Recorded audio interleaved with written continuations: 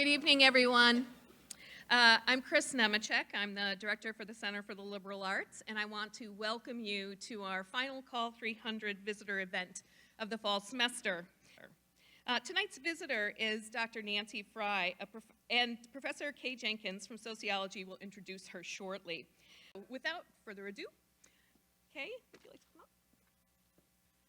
I'm Kathleen Jenkins. I'm a professor in the sociology department. I'm also director of the Pilgrimage Institute here at William & Mary, and I'm so excited to introduce and welcome Nancy Frey to campus for this talk for this year's Call 300 theme, Human Movement and Migration.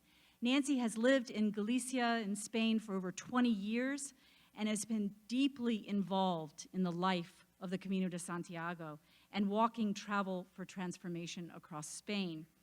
Together with her husband, Jose, Nancy founded On Foot in Spain Walking and Hiking Adventures in 1999, which continues strong today and is committed to slow travel and moving through culture in ways that promote learning and reflection. She received her degree in anthropology from the University of California at Berkeley, and in 1998 wrote an important book, Pilgrim Stories, On and Off the Road to Santiago. Pilgrim Stories brings the Camino to life by addressing pilgrims' motivations and discoveries, and providing also insights into the resurgence and the popularity of the Camino de Santiago. This book also, in rich detail, outlines the cultural landscape of the Camino before digital devices became popular. Much of Nancy's recent work addresses pilgrims in a digital age. She's developed a website, Walking to Presence, that is dedicated to sharing her findings and insights on pilgrimage in the digital age, and to help travelers reflectively engage with their journeys. Nancy is a pilgrim's guide, an ethnographer, who has provided a deep understanding of the Camino de Santiago to a wide audience. And we're lucky to have her with us this afternoon to talk with us about the life of this pilgrimage, this sacred destination in northwest Spain. Nancy.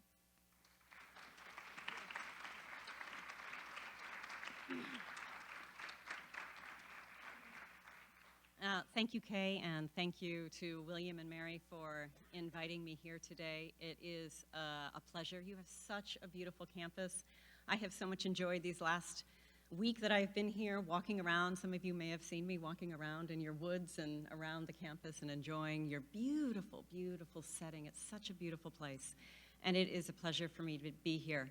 And there is also another special guest in this audience, and it's quite hard for me to believe that he is here, but a very important person in my academic career at UC Berkeley is the world-renowned anthropologist Nelson Graeburn, who has studied tourism, ethnic arts, multiculturalism, circumpolar peoples, and more recently China and Japan. And he came all the way from California to come to see this talk tonight. So Nelson, thank you very much.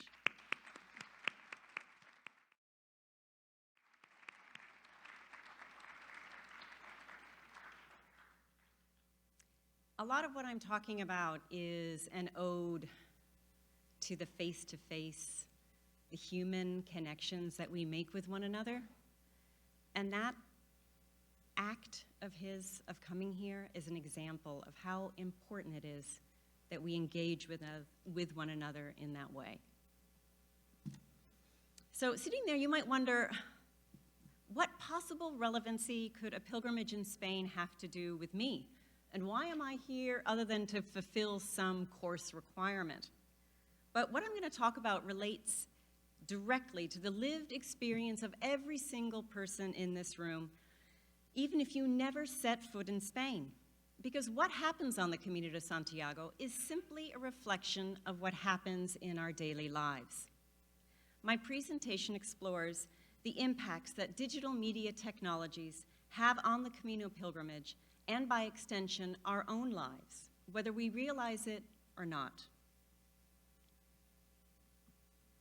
Now, this piece of Camino graffiti, life is a camino, which is the Spanish word for path, roadway, means that life is a journey. And that really sums up my academic and professional experience. Maybe it sounds trite, but it's true. Life is a journey that we are all on. It's a movement from the known to the unknown, both inner and outer movement. It's about taking risks, challenging ourselves, and going through real and metaphorical doorways. If you never open them, you won't know what's on the other side. And if you're looking down, you might not even see that they are there. That's what I do. I take people on journeys, and today I hope to take you on one with me. Today, my life's journey has brought me here with you. First, I want to share with you a small part of my story when I was your age, because people always ask me, how did you get to the Camino? This is me. You can see, sitting there in the middle in my college dorm room when I'm your age. I think I was 18, 19, my freshman year, sitting there in that space. I loved college and learning. I've always loved learning. And one good idea I had before I went to college was I wanted to study what I loved, what I thought was interesting, not what I thought would get a job. And that's how I found my way to anthropology. You know, there's a lot of people out there who are circles trying to fit themselves into square pegs, thinking about that job later on. Now, at school, I did everything right. I worked very hard, and I got rewarded for my efforts. Look at all those things I managed to do. I graduated summa cum laude from my university. I joined a sorority and was named Greek Woman of the Year my senior year. I studied Russian. I sang in a choir. I worked part-time several semesters. I was a student health advocate. I got my undergraduate honors thesis published by a major anthropological publication. I had a pretty good social life, and I kept fit. After college, I became a national representative of my sorority, got accepted into UC Berkeley's PhD program, and I even married my high school boyfriend. My life was do, non-stop. It was also exhausting. You know, I didn't really question the way it was. That was what society told me was the path to success, and I listened. By the way, I did have really terrible headaches, insomnia, and a feeling of incompetence most of the time. The outside looked okay, but inside I felt like a mess. And I didn't even have social media to complicate it. I really don't know how you guys do it. This is what I felt like on the inside. Let me see if I can get my little thing here. I felt, do you know what this is? Do you guys have a trail? Do you know what a habit trail is? Is there any cultural reference anymore to a habit trail? All right. Well, this was really popular, to have this little device where you put a hamster in and you have it in your room and it runs around and it does this. And I found this video clip and I loved what this girl, her commentary, she talked about 5 minutes about her hamster in her habit trail. And listen to what she says. She's kind of getting it on that wheel. So I don't know what she plans to accomplish with that, running that fast, but hey, she's kind of getting it on that wheel. So I don't know what she plans to accomplish with that, running that fast, but she's kind of that was a metaphor of my life. Do you ever feel like that?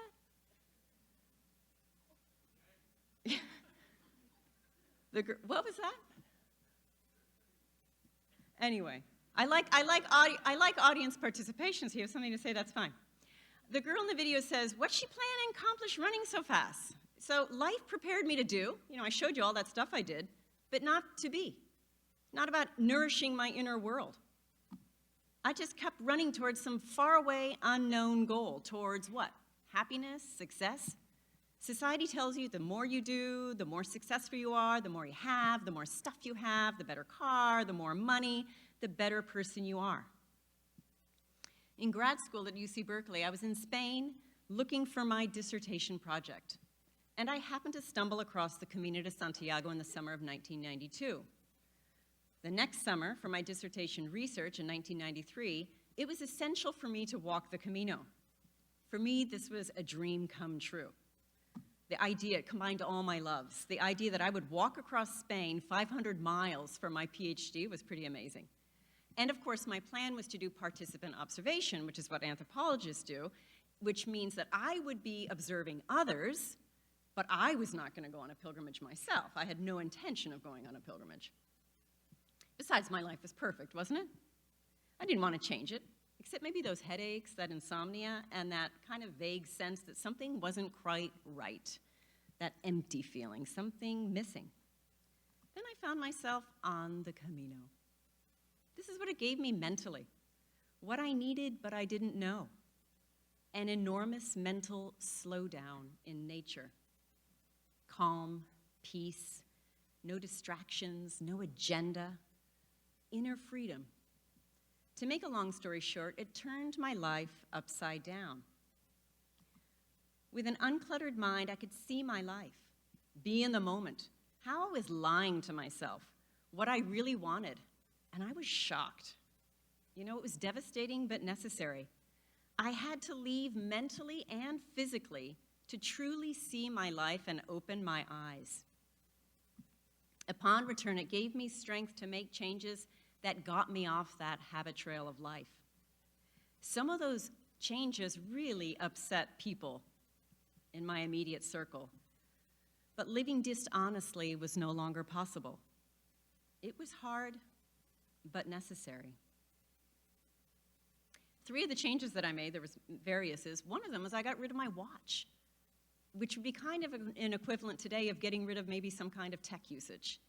I loved the out-of-sync time quality, and I had several beautiful watches, and I just did not want to have that chain around my arm anymore. I also ended up rupturing and ending that relationship with my high school sweetheart. And I also planted the seed that maybe I didn't want to have a traditional academic career. So after the Camino, my life evolved in ways I never imagined they would when I was your age. When I returned the next year to actually do my dissertation research in 1994, more surprises awaited me on the Camino. New doors opened. One led to love. And I crossed that threshold, and we forged a life and career together in Spain. If you had told that girl in that dorm room, in that photo, that her life would entail meeting a foreigner and living in another country, I never would have believed it. At heart, I'm a curious, hardworking homebody, not a rebel. It's really good for you and healthy to have your ideas challenged, preconceived notions destroyed, and to let your carefully constructed ideas about yourself and world given a good shake-up from time to time. You might discover that certain fictions don't serve you very well. And don't get me wrong, it wasn't like an epiphany or a nirvana moment and happily ever after. Life is full of ups and downs and struggles, and that's why it's a journey. And that's how we grow. By the way, that person sitting there next to me in the middle is not here, but he is here represented in everything that you will see. The Col 300 theme this fall is human movement and migration. And our journey through life from birth to death is the most basic form of human movement. Many factors influence this passage: where we are born, our genetic makeup, who we are born to, and the cultural, religious, political, racial, and economic systems in which we live. One thing anthropologists do is try to make sense of how different peoples have, over the ages, explained and understood this journey from birth to death, and answer the big questions that have plagued human consciousness since time immemorial. Who are we? Why are we here? And where are we going? Pilgrimage is a type of human movement I studied and can be very broadly defined as a physical and mental journey to a sacred place. Pilgrimage is often loosely used as a metaphor for life to make sense of that passage from birth to death. In the Christian tradition, life is a line. We progress along towards future everlasting spiritual rewards. The sacred destination that has been the focus of my research and professional work for the last 27 years is the tomb of St. James the Apostle, located in Santiago de Compostela, Spain. The network of trails that leads to this tomb is collectively called the Caminos de Santiago, or the Ways of St. James in English. These trails developed slowly over 1,000 years, and Christian religious pilgrims journeyed to Compostela within their religious worldviews of sin and its remittance through penance, sacrifice, and the hope for everlasting salvation. As European thought evolved in the 16th and 17th centuries, pilgrimage to Santiago progressively went out of fashion. The Camino then experienced a spectacular and surprising revival in the mid to late 20th century. This is where I came into the picture when I began to research this new revival in the 1990s. People began to walk in the 20th century not out of religious conviction and hope for a better eternal future, though there are many who did and still do, but to take stock and make sense of their own lives in the here and the now, with few expectations, if any, for otherworldly salvation. It represents a major shift in thinking and action. Pilgrims focused more on the physical and the inner journey and what could be learned along the way in this world than the goal and the afterlife. Pilgrimage along the Camino de Santiago in the 20th century became largely a rejection of the alienating aspects of our increasingly fast-paced modern life: materialism, speed, and generalized feelings of disconnection from self, nature, society, and meaningful rituals that bind communities. It became a journey of self-discovery and reconnection by going back to the roots of human experience. The formula is simple. Take a long walk in nature with a great infrastructure to do so, follow a culturally meaningful historical route, surrounded by a supportive community and separating oneself from the known and familiar, feel intensely along the way, confront adversity, reduce your mental and physical weights, and you will find peace, diversion, community, and perhaps even meaning and purpose. By having and needing less, pilgrims found inner rewards that often transcended their material lives.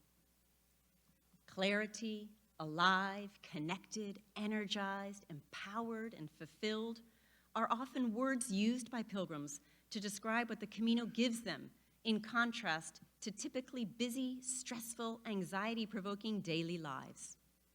The revival is a remarkably healthy social response to existential angst and has generated a great deal of individual and collective good over the last 50 years. In essence, in the late 20th century, Europe decided to go on a long walk to its past and set off what would become the hugely successful international journey that it is today. Evidently, many people all over the world feel similar needs because the Camino is now an international bucket list destination. This, by the way, are the statistics of the pilgrim's growth, and there is no end in sight. I mean, it's quite remarkable.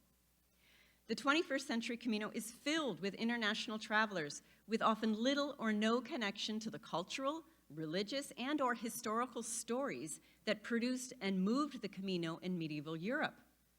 There is no end in sight to its growth and popularity.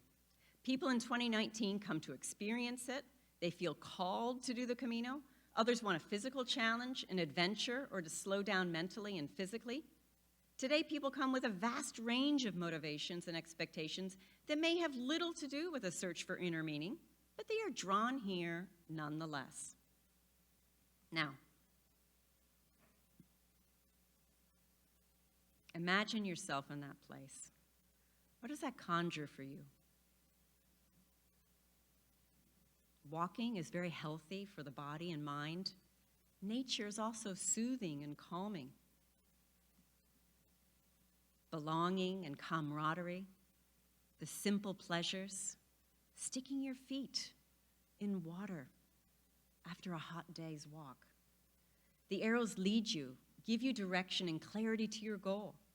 These are spaces of mental peace and tranquility. Psychology and neuroscience tell us that sustained exposure to nature is mentally restorative, where our minds can wander in patterns like clouds, wind in the wheat, fluttering of the leaves, without fatigue, and yet exercises and stimulates on deep levels. You know, your campus is stunning. It's like you're in this umbrella of nature that is so potentially healing, and you have this incredible tool just outside your doorways between your classes to connect with that restorative power of this. And I'm doing a walk tomorrow about that. So if you do want to come at 9:30 in the morning, I'll tell you more about that. Walking and nature are therapeutic to body and mind. In sum, people on the Camino describe feeling good, mentally and physically. Now, but to what end? What ails many people in Western societies? Mostly stress, a vague sense of anxiety, and impotence in the face of a globalized world that seems to be spiraling out of control. Pressure to do, perceived fears, often distorted, plus overtaxed minds, always on call now in the digital age.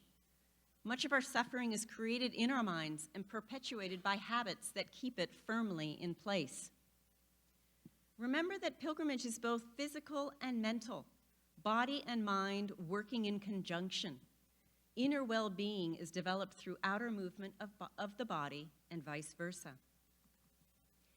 My recent research explores how the rise of the internet and development of digital communication devices greatly impacts the mental part of this equation. Digital tech brings mental distraction and dispersion, fragmentation of experiences, connection and engagement with the outside world, and increased perception of needs that require mental attention and focus, and a reduction in long-term, sustained periods of restorative disconnection from mental activity. I call this the Cloud Camino, a brand new mental space created in the 21st century. Ironically, people frequently talk about wanting to have a mental break free of anxiety and desire the peace, clarity, and the mental restoration the Camino offers, but don't see any connection between digital behaviors on pilgrimage and achieving inner and mental well-being. What we're going to do now is take a look at how this plays out on the Camino. Your theater department agreed to help me with this project, and I greatly appreciate their participation. Your classmates are going to perform a series of vignettes set on the Camino, now to explore what happens when you insert digital media tech into the pilgrim experience. The vignettes are broken up with narratives from me and designed to reflect the pilgrimage experience as a rite of passage with 3 parts. The separation from the known and the familiar, the limen, the journey, the part where you are away and must confront the new and unexpected, and the return, where you have a new status at the journey's end.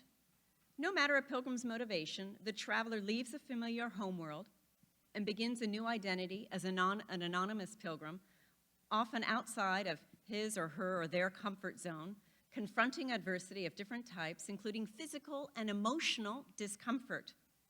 Changes in external conditions can be destabilizing and disorienting and help the inner process that leads to insight and reflection.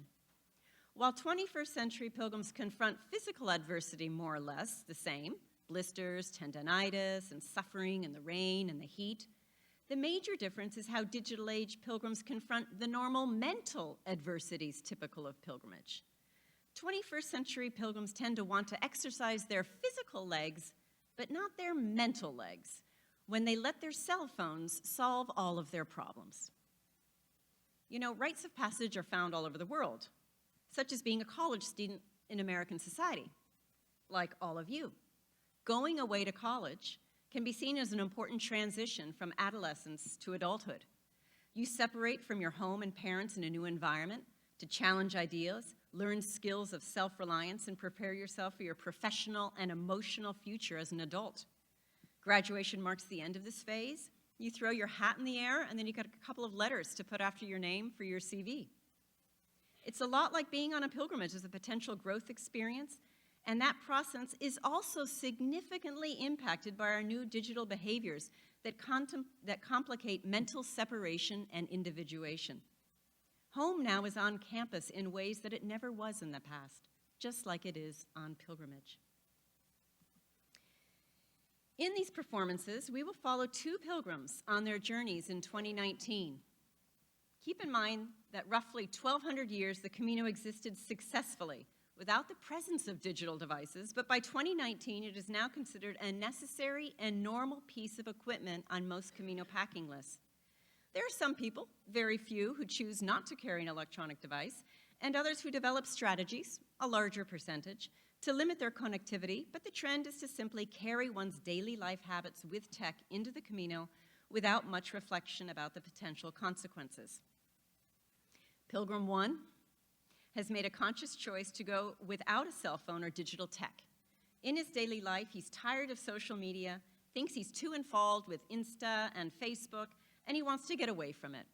He wants his Camino to be a true mental break from his life and has told his friends and family that he will be away and not to expect to hear from him. He is a rare bird.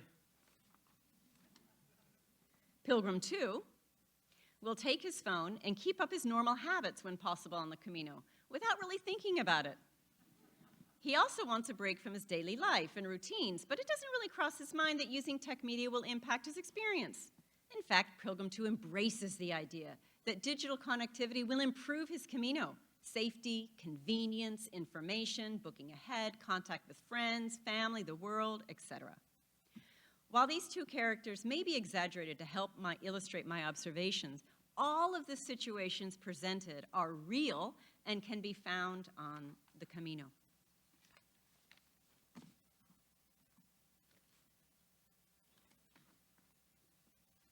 Leaving home. The first vignette relates to the separation phase in our pilgrim's rite of passage. Feeling anxiety before launching oneself into a new and unknown environment is normal. On the Camino, people worry and have pre-Camino doubts about their physical capabilities, packing issues, and what life will be like on the Camino.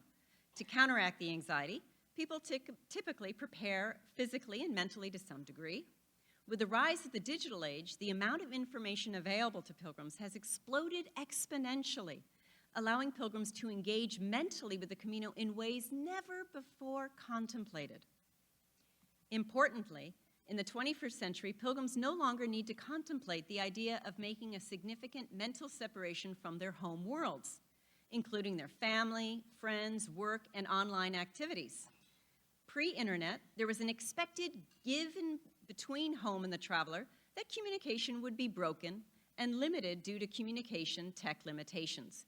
There was an enforced letting go on both sides, a true physical and mental break.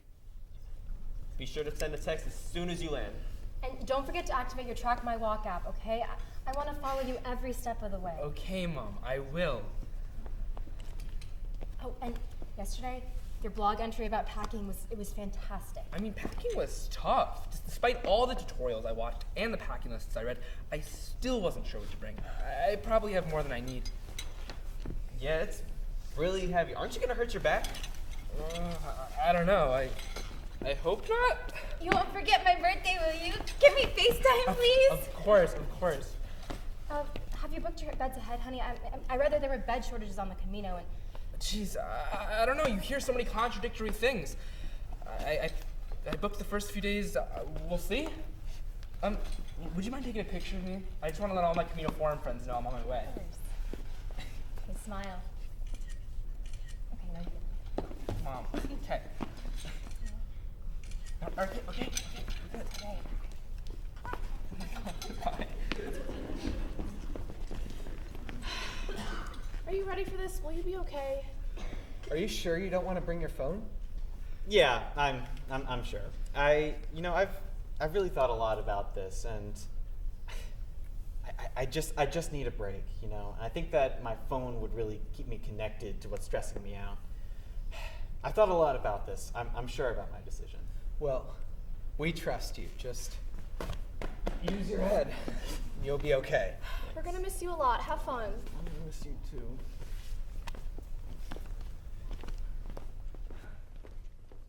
Digital era pilgrims, despite being the most potentially prepared pilgrims in history, still overplan and overpack.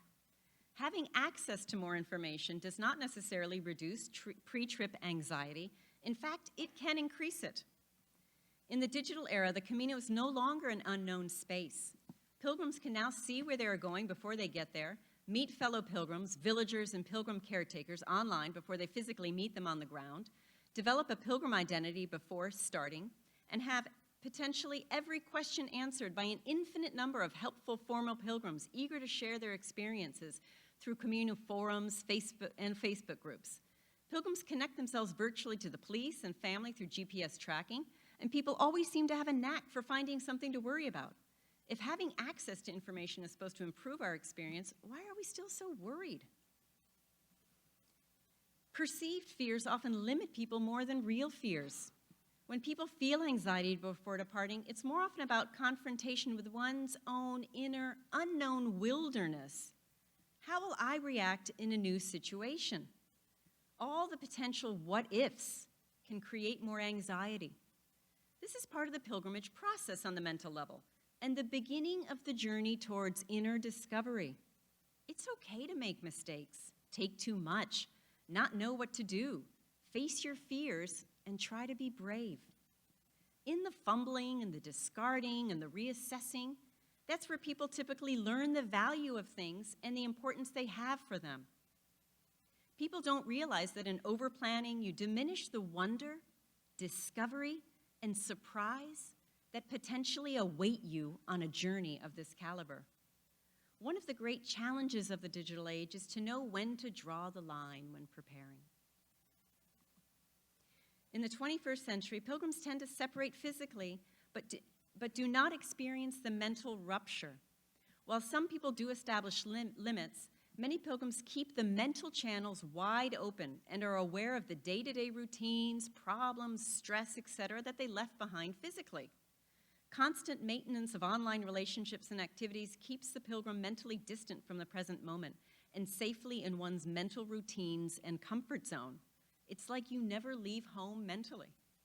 Anxiety and worry from home can also get projected onto the pilgrim as well. Pilgrims often enjoy a new mental space and discover they don't want to maintain contact in the same way, yet feel obliged to do so. The old adage, no news is good news, rarely applies anymore. Our contemporary virtual, often enmeshed relationships appear to have greater fragility that need constant, often public reinforcement. Part of the power of the separation phase that can be easily lost in the unmanaged digital experience is giving yourself mental and physical space to take stock and to see your life more clearly and where you stand in it. As one woman said to me, "How can people miss you if you're always there?"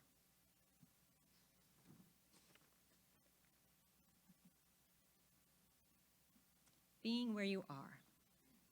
In the next vignette, our two pilgrims meet on the Camino. Of course, people meet each other all the time, even if tech-connected, and value highly the easy social relations possible on the Camino. How does tech engagement distract us, though, from where we are?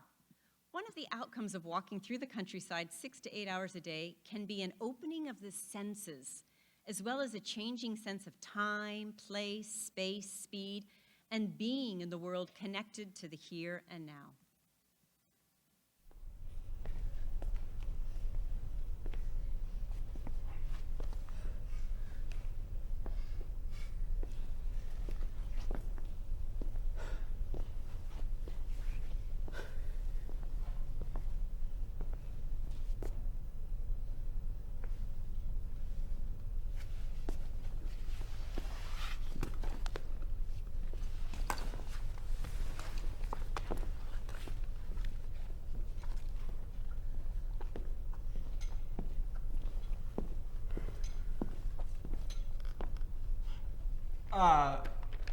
Hola.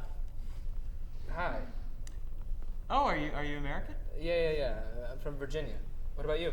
I'm from Wisconsin. Tough day today, huh? Jeez, it's really, really hot. What's that? It kind of looks like a hobbit house. Oh, I'll definitely add that to my blog. Well, actually, that's a bodega. It's like a cellar that they used to use to keep food cold out on this hot plain. It says it all right here in my guidebook. Huh. I mean, Hobbit House makes a better story. I cannot wait to get to the next village. My phone says we've got 2 kilometers to go, and then we've gone 25,000 steps. Good for us. Yeah, well, actually, you could see the next village just over that hill. Look, there's a clock tower. Oh. And what we really need, nice cold beer in that village, huh? Yeah, and Wi-Fi.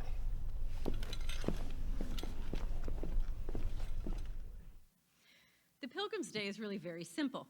Get up, find the yellow arrows, walk, eat when you are hungry, drink when you are thirsty, and find a place to sleep. People also highly enjoy socializing with others, walking around the villages and towns, and visiting the grand monuments of the Camino's past. Mentally and physically, there's a lot going on, but not the normal stress of everyday life, where the responsibilities of work, family, and daily life can be overwhelming. Consequently, pilgrims often experience a sense of freed-up mental space, like a cork being released from a bottle. When that mental space is opened, pilgrims describe feeling more intensely, remembering their past, dreaming profoundly, and sometimes even experience unforced upwellings of emotion that give access to one's inner world. It can be disconcerting and uncomfortable, but can lead to insight, decision-making, creativity, clarity, and reflection. People frequently describe feeling something they call the here and the now, or the power of the present moment, and value the feeling of being where they are. Digital age pilgrims, to differing degrees depending on the person and digital management strategies they may employ, tend to complicate this simplicity by adding layers of self-imposed mental obligations and diversions onto their pilgrimage, keeping that cork firmly in place. Tracking biorhythms, doing online work, email, Facebook, Instagram, Snapchat, all forms of social media platforms, online dating sites, sports, stock trading, it's true, TripAdvisor, books, apps of all kinds, games and entertainment, blogs, vlogs, video communications, etc.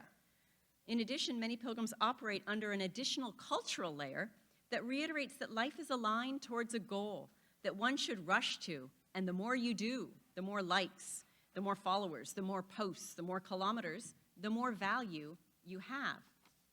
Our busy, fast-paced lives also tell us that when we stop, we should do something, be busy, fill the space, keep our minds active, otherwise we're wasting time. And it's good to avoid the potential discomfort caused by boredom, loneliness, and doubt. It turns out that wasting time or empty time is actually the opposite.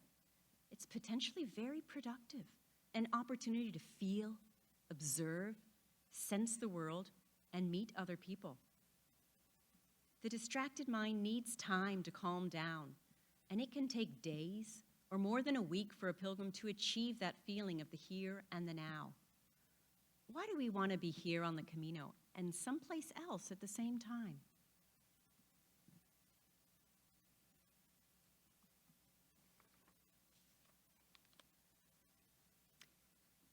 In the albergue. We now meet our 2 pilgrims at the end of the day in a simple pilgrim's accommodation on the Camino called an albergue. Albergues vary greatly on the Camino in terms of size, facilities, services offered, and whether or not you can book ahead to reserve a bed space.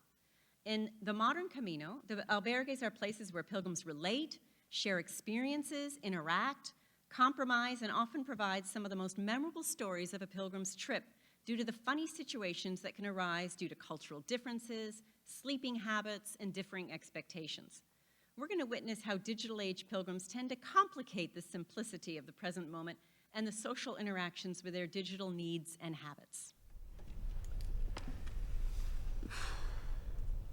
Today was a tough day, but I finally feel my mind starting to calm down. I realize now how busy it normally is. I'm realizing that everything that felt really important back home feels pretty meaningless now. I feel much more present, aware of my surroundings. Like today, I sat down and watched as a bunch of ants carried this giant insect down to their hole. I was surprised at how much I could learn just from sitting still. Strength, fortitude, patience, combined effort. This Wi-Fi really sucks. It's taking forever to upload these photos. I want to go into the village, but I don't know if I'm going to have time with how this is going. Okay, let's see about where to sleep tomorrow. If we do 25 kilometers, we can stand from Mista. Good. Let's see what's available there. Yeah, pilgrims have given this one bad reviews. Unpleasant owners and bed bugs. Forget that. Oh, here's a 5-star. What an interesting article about a cute dog the owners rescued on the Camino, and he became the albergue's mascot. I'm going to like that and book here. I can't wait to meet the dog. It's already full. What if we don't get a place and have to go to the bedbug albergue? Or worse, sleep outside. Hey, thank God you're online. I'm so irritated with my mother. I never should have come with her on this stupid pilgrimage. She's ruining it for me. Why don't you just talk to her? How can I talk to her? She's totally oblivious. It's easier talking to you. I just need to vent. But aren't you there to connect and bond? Yeah, easier said than done. It's so much easier to deal with her from a distance. She gets on my nerves. Maybe you get on hers too. Ugh! First, I'm gonna check the stocks, then the sports, and then I'll finish that Facebook post. If I have time, then maybe I'll finish that episode of The Walking Dead. Oh my god, I kind of feel like a zombie myself. Oh my God, my feet hurt. Why am I doing this? I wish there was someone I knew I could talk to. I'll try Margie. It's Stacy again. I don't want to deal with her right now. She's so needy. Shoot, she's not picking up. Oh, I was thinking about going down to the village to get some dinner. Would anybody like to come? Sure, yeah, okay, give me a minute. I'd love to. Maybe in a minute. The photos are almost done uploading and I just need to finish my block.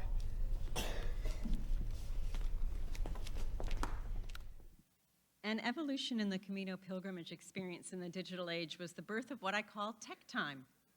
After walking and reaching one's accommodation, pilgrims typically engage with their mobile devices to do many different tasks. There is a physical bodily presence on the Camino, but a collective mental migration to the enormous cloud Camino that exists on this mental level in this virtual space above them. Some people do develop strategies to control their tech habits, either while walking or at the end of the day, but progressively more and more people do not. In just a few short years, the tide has shifted so that someone who doesn't carry tech is an oddball, potentially putting himself or herself or theirself at danger, and may be suspected of being a potential phone moocher. This image illustrates the mental state of the digitally connected pilgrim, which you can see in contrast, this bracketed time away in the pre-internet is very different. You can see they're just constant flow. So what does tech time replace if it is a new phenomena? In a world without digital tech needs, pilgrims did not interrupt their mental continuity on a continuous basis.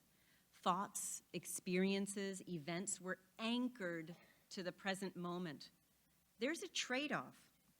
If you keep your mind busy doing smartphone activities, that means you're not doing something else that you would have in the past, such as socializing, exploring a village, simply being, reflecting, feeling liberty of mind and body, boredom, inspiration, spiritually lifted or discouraged, missing loved ones, gazing at the stars, learning to value what you don't have and what is important to you, experiencing the power of mental restoration by not having continuous, focused, directed attention on your phone. All of these activities speak to the development of one's inner world, one's inner landscape and Camino. Pilgrimage is now conceived of as a day with specific fragmented segments. Tech time, walking. Tech time, socializing. Tech time, sleeping. And you're constantly parceling out bits and pieces of your inner world to that virtual cloud Camino without processing them in a deep, prolonged way. the power of a prolonged ritual out-of-time experience is lost as we keep in time with life and the larger world.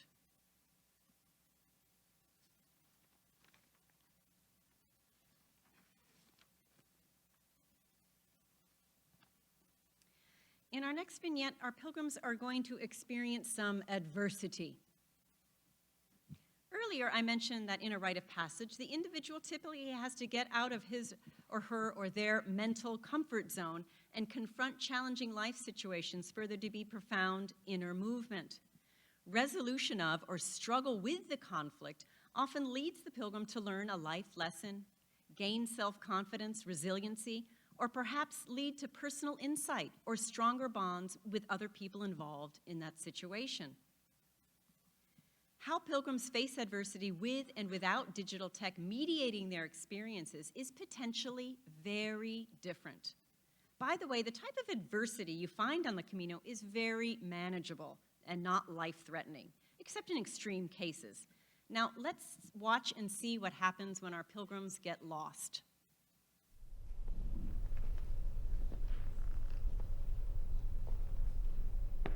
Where are the arrows?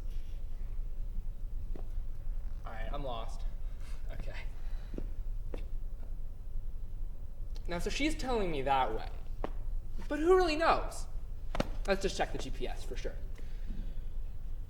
Well, it's that way.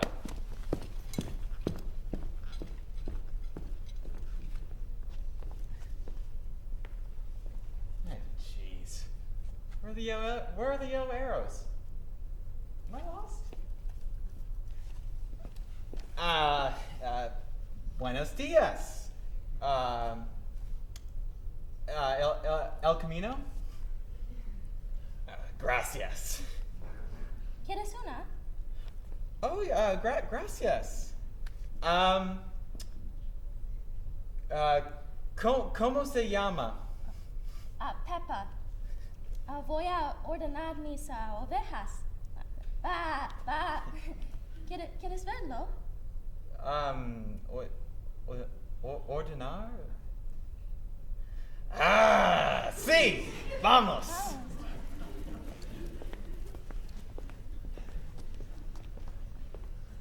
In the end, getting lost can actually be about finding ourselves.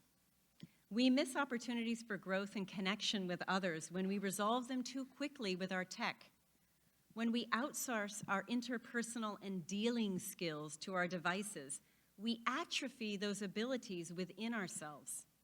Media tech can offer us fabulous resources, but they can also progressively erode our confidence in our own abilities when we come to depend and rely on them for resolving basic life situations, where life experience, instinct, reading the natural world, and other human beings may very well suffice. Progressively, we tend to trust technology more than we trust ourselves.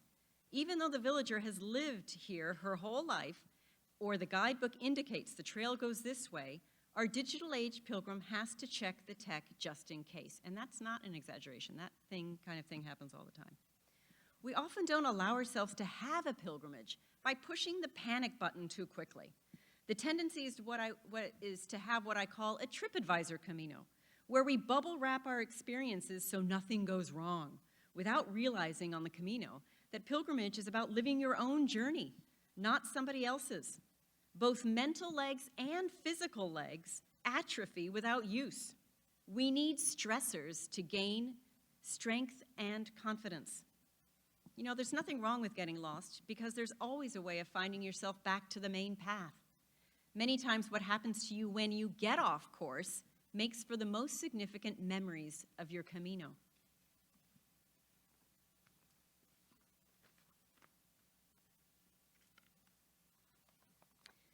The power of solitude. Our two pilgrims meet again towards the end of the journey near Santiago de Compostela. They've been on the road for about 3 weeks and have mixed feelings about reaching the long-awaited goal.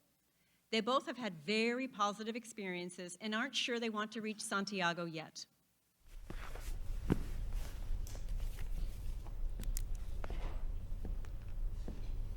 Hey, I didn't think I'd see you again. How are you? I'm great. How about you? Really good. Yeah, it's been amazing.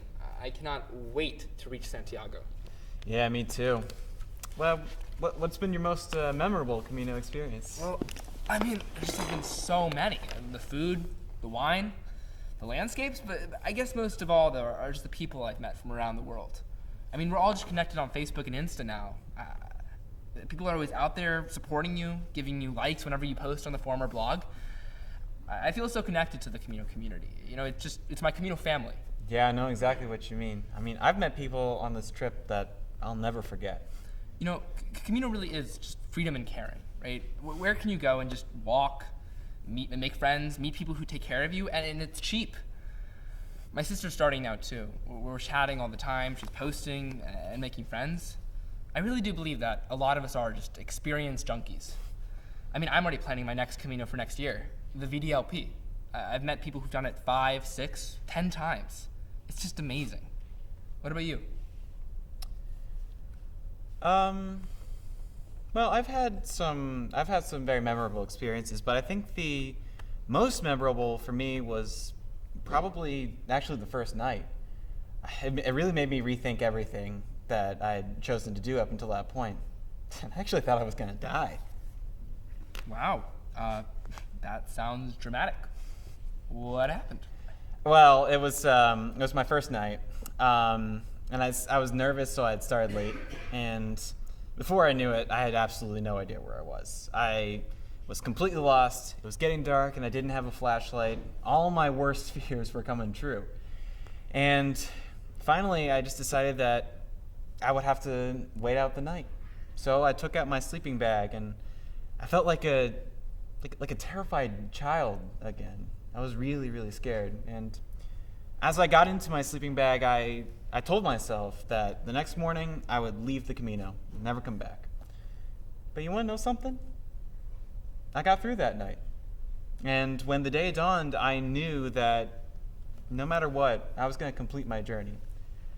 You know, I had this fear of being alone, but being out on the Camino alone that night really helped me get over that fear. Like the fear of solitude. It's gone now. And I think that's something that I'm going to take with me when I go home. Had you had a phone, you could have just called emergency services.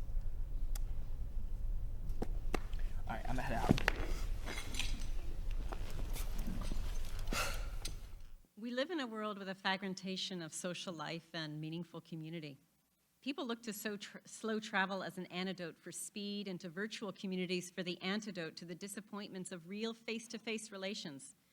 In a world where being alone or unoccupied is frightening or anxiety-provoking, these virtual spaces can fulfill many social, psychological, and spiritual needs.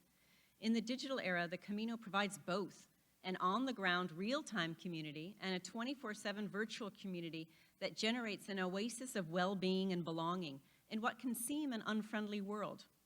Herein lies one of the paradoxes of pilgrimage in the internet age. If I want to belong, I have to connect and feed the virtual machine to be seen, recognized, listened to, liked, supported. But if I have to connect to the cloud Camino, how can I just be, nourish my inner world, and get out of the connected cycle? It's no longer easy for people to see that these are choices. The desire for belonging may be so great you don't realize that there is any trade-off.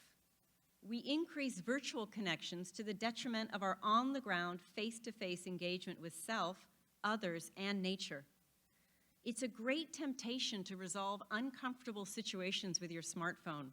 If you're bored, entertain yourself with music, a podcast, or a book. If you're lonely, call a friend. If you're worried about the next day, book a room. If you want an upper, post a photo on Instagram and wait for the like to come in to get a little shot of dopamine. If you're sad, pour your heart out into your blog for the forum and wait for some virtual feedback to cheer you up. Instead of exploring and struggling with the power of solitude, we are encouraged to quickly resolve supposedly uncomfortable life situations with tech. Self-empowerment, autonomy, inner strength are not tested, honed, built up when you never give yourself a chance to experience discomfort or simply daydream and let your mind wander to remarkable, unexpected inner worlds and connections. Tech usage can have a numbing quality on both positive and negative emotions and keep us from ourselves and the community of those on the ground with us in real time on the Camino. Ironically, these technologies that supposedly free us up are often intentionally designed by the tech engineers to mentally bind us to them, creating dependency. They are not neutral. What appears to free us can become our mental shackles to self-knowledge and growth as we build invisible walls between ourselves and others every time we look down at the screen or put in our earbuds.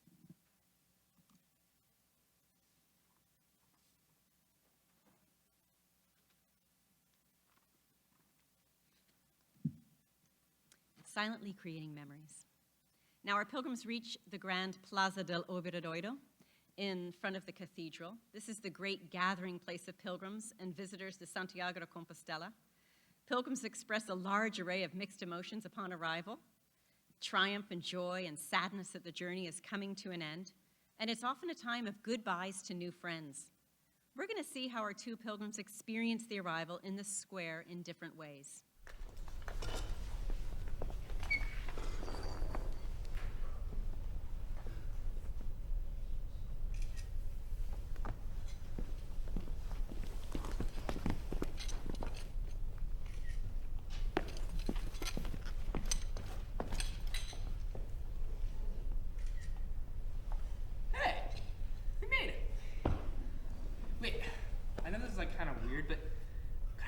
Of you. I want to remember you. You know, like the guy without the phone. All right.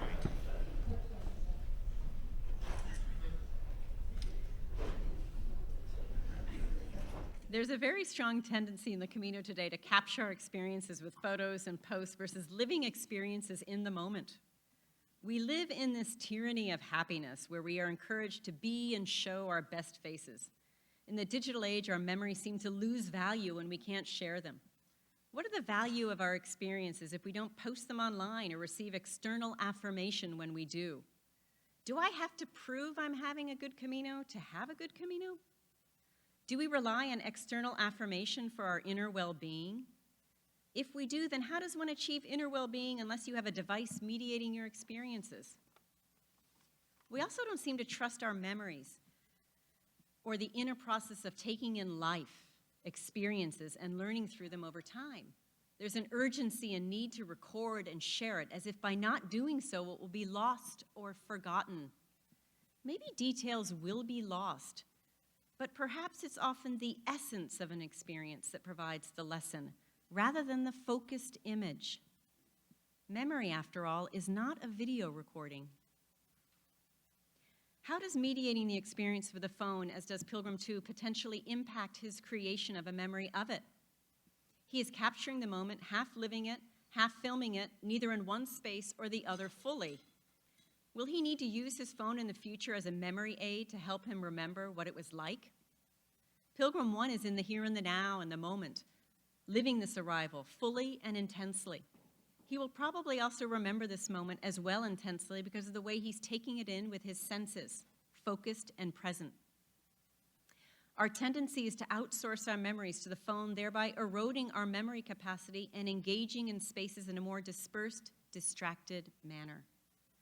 Are we progressively developing an ability to stay simultaneously on the surface of our experiences and connected to another reality? Is that progress? If it is progress, in what direction is it taking us? Is it progressively increasing our dependence on digital devices to make sense of our lives, our memories, and the world around us? Am I scaring people away? They're flooding out. The return. The return is the third phase of the pilgrimage as a rite of passage. Now our pilgrims are ready to go home and see their families again. They've said their face-to-face and virtual goodbyes and have gotten on planes to go home. Pilgrim 2 has been in contact with his family the whole time, who has been communicating with him back and forth. Pilgrim 1 has sent a couple of one-way messages to his family to let them know that he was okay. but he hasn't had news about them for about a month. Oh my God! Hey, we got the text landed. Hey, how are you guys? We've had so much fun following your blogs and posts. I mean, it looks like it was such a good experience. Oh my God. Can I No, take this? no, I've got it. Let me take it from you. Mom. And yeah, it was just the best of my life. Hey, so you heard about the party we're going to now, right? Yeah. All right, yeah, come on now, let's go home. All right.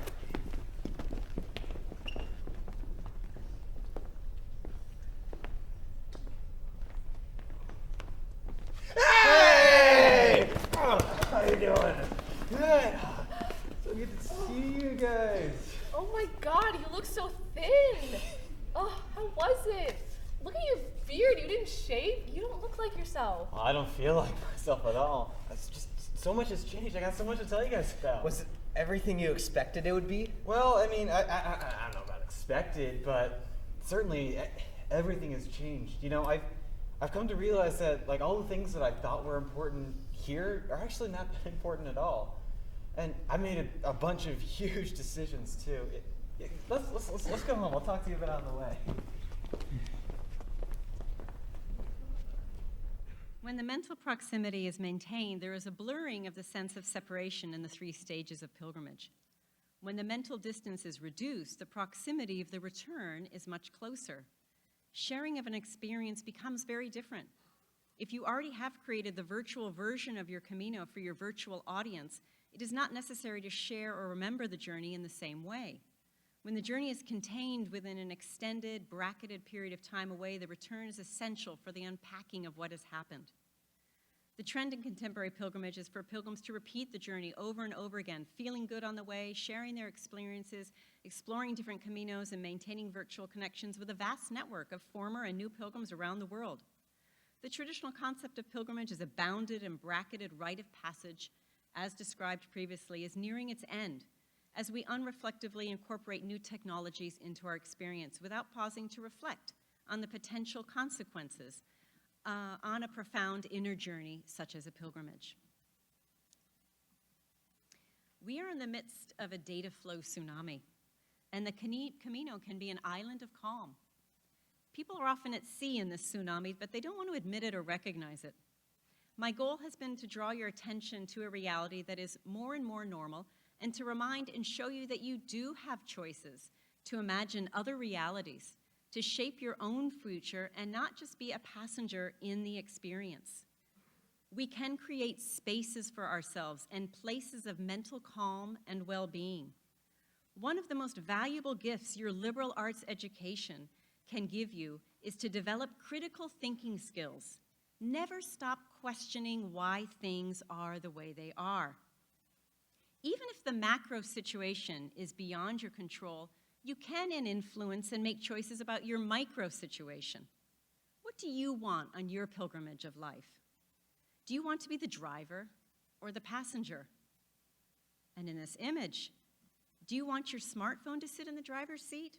Or do you want to sit there with your phone accompanying you and empowering you? Do you want to serve it or have it serve you?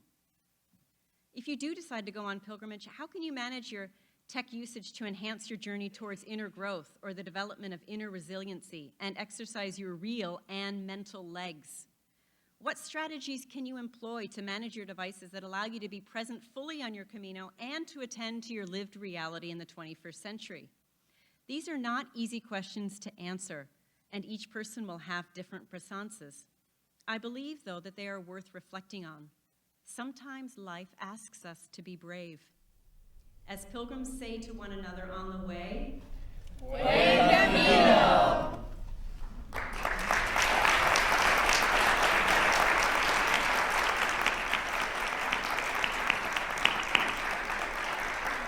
I would like to thank Elizabeth Wiley, Professor Elizabeth Wiley, and her fabulous class of performance and presence for their magnificent performance tonight and making this play come alive.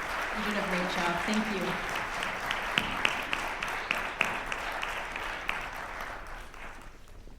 Oh, and Professor Wiley's right down here. You didn't see her.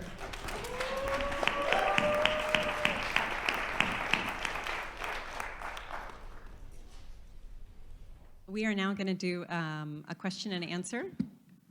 And I think we're doing it. Ben, do you want to say something? Sure, we're doing it live.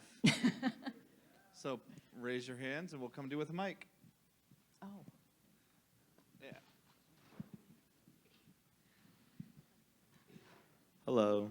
Thank you for your talk. I'm sorry, I can't see you. Thank you.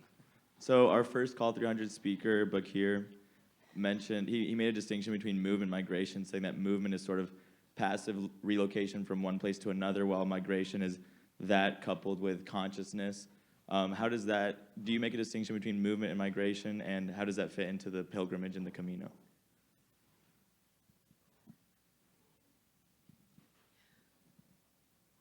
Well, the pilgrimage to Santiago is a huge different from different types of migration. It's a voluntary movement.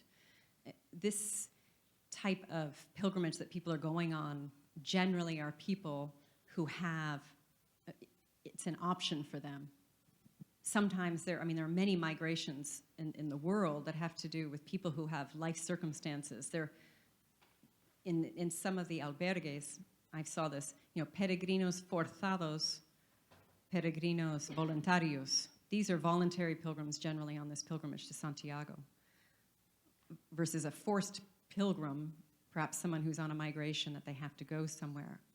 And so here in this, when I'm talking about like a mental migration, it is, in a sense, this movement towards off into this space, up into this mental world.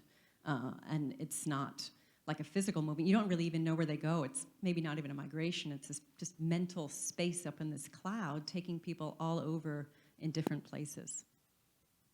Is that kind of where you answer your question? Any other questions?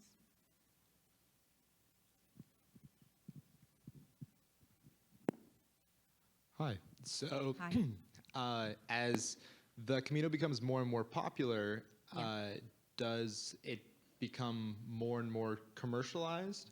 And I guess, how does the Camino stay or maintain its tranquility with a higher volume of participants? Mm-hmm.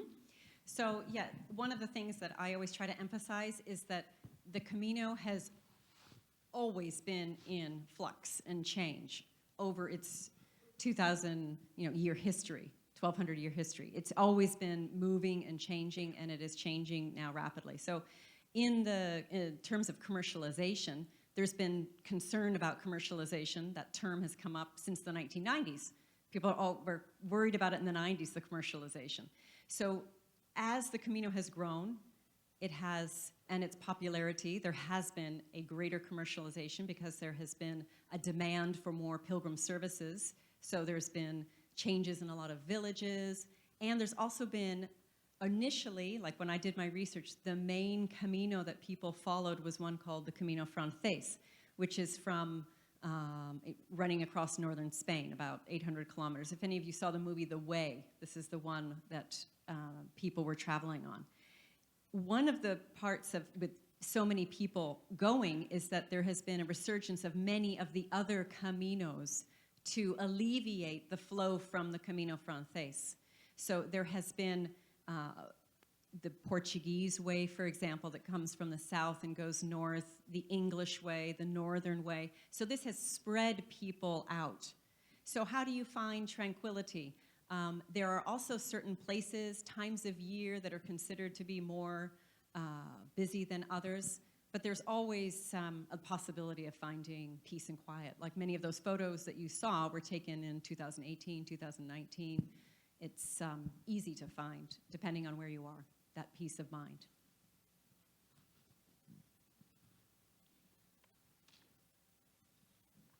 Hi. So you actually answered my initial question that does this happen year-round or is there a specific season? So if this does happen year-round, what are some different experiences where are some things that you've realized that are different experiences from doing this year-round, or are they all usually the same? Well, that's an interesting question, and it has a little bit to do with the other question. Sometimes people choose different times of year because they want to avoid crowds or they only have availability. But yes, there are people who are on the Camino 365 days a year. And one of the emerging nationalities, they catalog and they look at, there's about 155 or more nationalities that are on the Camino now. And for example, the Koreans, in the year 2004, there were 18 Koreans, and by now, 2017, 2018, they're the 9th nationality. And in January and February, they actually represent 45% of pilgrims. Why is that? That's because that's when they have their vacation time. So you can have all these winter pilgrims, and winter pilgrims, depending on which Camino you can do, can be very difficult. You can run into snow and very difficult conditions. And a lot of people like to avoid the summer heat. So there are certain times of the year that have been more popular, April, May, the fall. But then, based on availability, the character of the Caminos can change. Like, for example, in Europe, people have vacation in July, August, students, young people. So there can be a lot of different fluctuations during the year based on many different factors.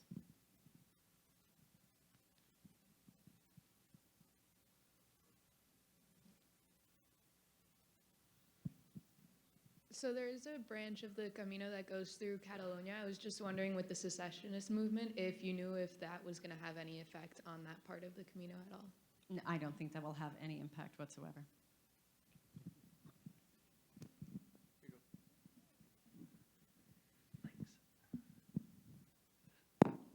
That was probably the shortest answer you'll ever get from me on any topic.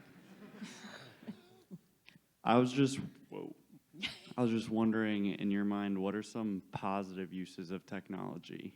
How can it supplement the Camino without detracting from it? Yeah, that's a great question. You know, how, because I understand, you know, one of the questions people ask me is, oh, do you have a smartphone? Do you use cell phone? You know, and yes, of course, I am in the 21st century, and I have my own device. The thing is, I think it's really important, depending on what your particular goals are for your journey, if you want to have a deep reflective experience, if you're thinking about that as part of what you would like to get out of your Camino, then I would encourage you to think about how those digital habits can influence your experience. So, for example, okay, let's just say your question was, how can it benefit? So, I mean, if you do, some people do want to have what they call like a collaborative pilgrimage, where they want to, maybe they go from a parish, and they are going to go and walk the Camino, and maybe people from their parish can't go with them, but they are going to write a blog, and those people back home can follow in their journey with them. And they feel connected with that pilgrim's journey, and that can be a very positive community usage, for example, of the technology. So, I mean, there's different ways. I've had, though, some people who didn't, they thought that they want to be connected, for example, and then when they got on the Camino, all of a sudden they found themselves in this different mental state, and they didn't feel like sitting down and writing their blog anymore. They didn't feel like reporting back to other people. And then it was like, oh God, what do I do? Now they're worried. And you know, so it's something to reflect on. I encourage you to reflect on beforehand. How can I manage it? So that's one of my articles, is 15 suggestions of how you can reflect before you go to, you know, make it compatible with you.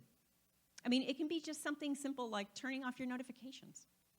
You know, something, putting it on airplane mode. Trying to, let's say when I sit down in this bar, in this cafe, I'm not gonna look at my phone, I'm just gonna see how I feel. As an experiment, a self-experiment. What would happen if I just allowed myself to sit here and not pull out my phone? And in that stillness, in that moment, maybe you'll meet somebody. Maybe you'll observe something interesting. So it's just a little bit of self-experimentation. I'm not saying do a digital detox or go cold turkey, or there's little things that you can do that can change your experience.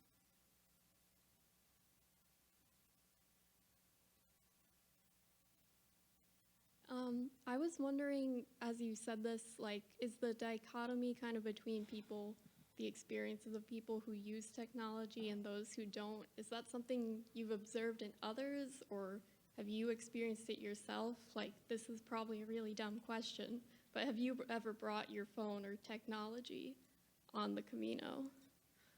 Well, I'm not really a good example because I have a business and I'm taking people, I walk with them on a journey. So I need to be communicating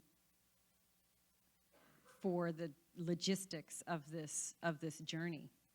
So in my case, and where have these observations come from is that I have been continuously on this pilgrimage walk for 27 years. So I have literally witnessed it, straddling two sides from the 1993 all the way through 2019, and I have witnessed the incorporation, the slow incorporation from it being something where people were going around looking and trying to find cyber cafes, and that actually was a way that people discovered towns and villages.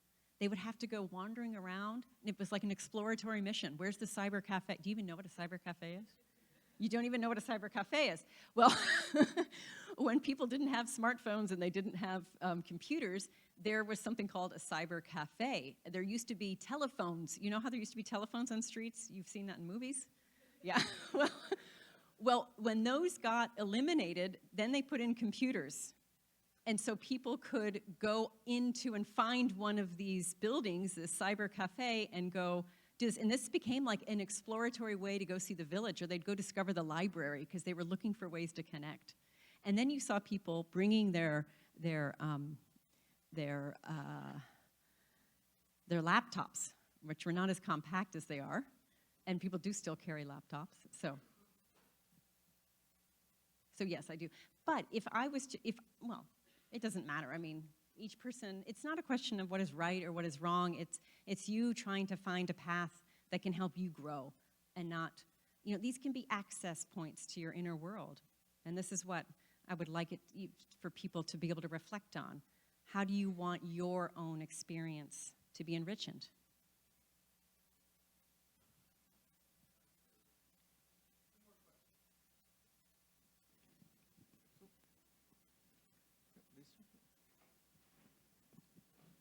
Hi, I just want to say, first of all, that I loved your speech. My questions are, one, how long does it typically take to make this journey? And two, what is the most dramatic transformation that you have seen? Well, this is one of the things that I love about the Camino is that there is no set Camino. It's a journey, just like life is a journey. There are many different Caminos. And people decide, in the old days, you just walked out your front door and you walked to Santiago. You didn't have a gathering point. You'll hear people talking about, I did the whole Camino. And in the revival of the 1990s, the whole Camino got fixed as this idea from the Pyrenees, the Spanish-French border, to Compostela. But that is just a very modern construct. So the Camino can be as long or as short on any of these pathways that you want.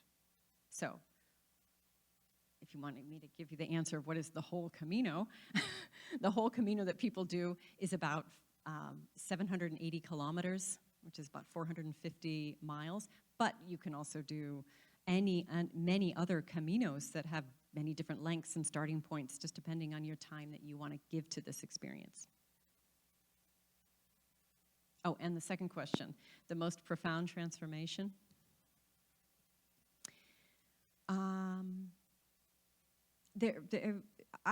Several people actually who were walking along and they felt profoundly moved by the sense of gratitude or the giving nature. Many times people feel a sense of gratitude for the gifts that they receive, maybe not directly from one person, but many different experiences along the way. And it creates this wonderful generativity. This is why I say it's like collective good. It's a very healthy social response to people's problems. And sometimes there have been some stories where people have been so moved that they have just dropped their lives back home and they decided that they wanted to come back and be a pilgrim caretaker. And I know several stories, and I think that's pretty profound. Question? How do you see the role of privilege in determining who has access to the Camino, and how do differing levels of privilege interact with technology use during the pilgrimage? Well, the people you see on the Camino generally are coming from a place of privilege. Most of them have access. This is a voluntary activity that they're doing. They are people who have free time. You see lots of young people and older people, people in different states. But you don't see, and like, you do see all these different nationalities, but these are also people who have resources, funds, money, free time, vacation, and they're able to come to this experience. So privilege is really quite important to have access. There are a number of people, though, I mean, I've run into them, but who are doing it perhaps more for religious reasons, that maybe they're more local European who are going, who maybe not as privileged, and for them it's very much a powerful religious experience. But I would say the rank and file are people who have access to resources. And technology, everybody who goes, like 90, 95, 97% of the people have phones. Or they've chosen not to, and those people would have them if they wanted them. So people who have phones, privileged. Well, thank you so much for coming. Thank you. Thank you all.